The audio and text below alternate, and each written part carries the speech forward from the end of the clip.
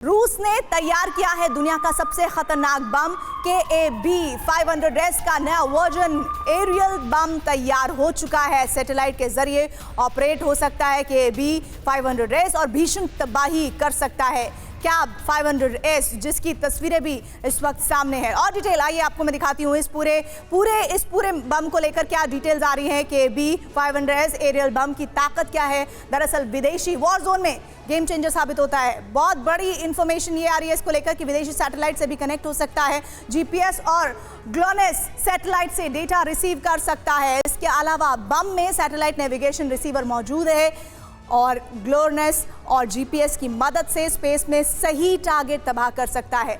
तो ये बम की ताकत के बारे में हमने आपको बताया। ये जो लगातार नए बम को लेकर मनीष जानकारियां आ रही हैं, ऐसा लग नहीं रहा है कि 2023 के शुरुआत में या फिर मिड ऑफ 2023 कुछ स्थितियां रूस और यूक्रेन युद्ध को लेकर बदलने वाली हैं। ये सब घर से ही हैंडीक्राफ्ट का बिजनेस करके हर महीने लाखों कमाते हैं। आपको भी ये करना है, इनसे सीखना है तो फ्रीडम ऐप को अभी डाउनलोड कीजिए।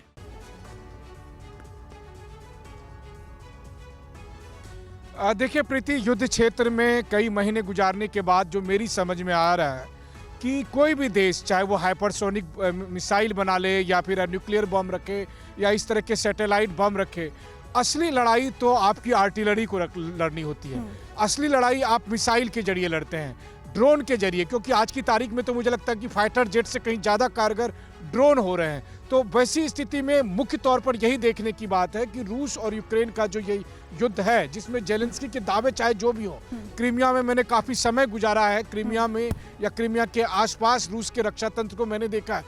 क्रीमिया को रूस से वापस लेना ठीक वैसा ही है जैसे आज की तारीख में अगर आप ये कहें कि रूस पोलैंड को भी जीत लेगा, तो ठीक उसी तरीके से क्रीमिया को जीतना जेलेंस्की के लिए सपने सरीखा है और ये संभव ही नहीं है। ये बात अमेरिका और नाटो देश जानते हैं। इसलिए जब विष्णु प्रकाश जी ये आपको हेनरी किसिंजर का जिक्र कर रहे हैं, हेनरी किसिंजर देखिए आज की तारीख में इस दुनिया के सबसे बड़े एक जियोपॉलिटिकल थिंकर हैं। वो प्रेसिडेंट जेलेंस्की के सलाहकार भी हैं, लेकिन उनकी सलाह मानने को तैयार नहीं है जेलेंस्की।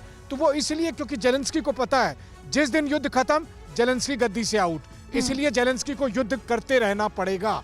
वही दूसरी तरफ प्रेसिडेंट पुतिन को पता है कि जिस दिन युद्ध में रूस की हार हुई, रूस खत्म, पुतिन खत्म, इसलिए यह युद्ध महाविनाशक होगा।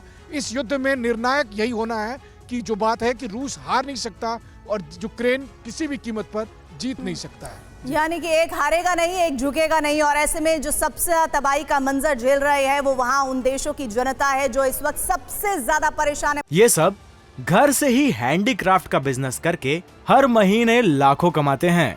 आपको भी ये करना है, इनसे सीखना है तो फ्रीडम ऐप को अभी डाउनलोड कीजिए।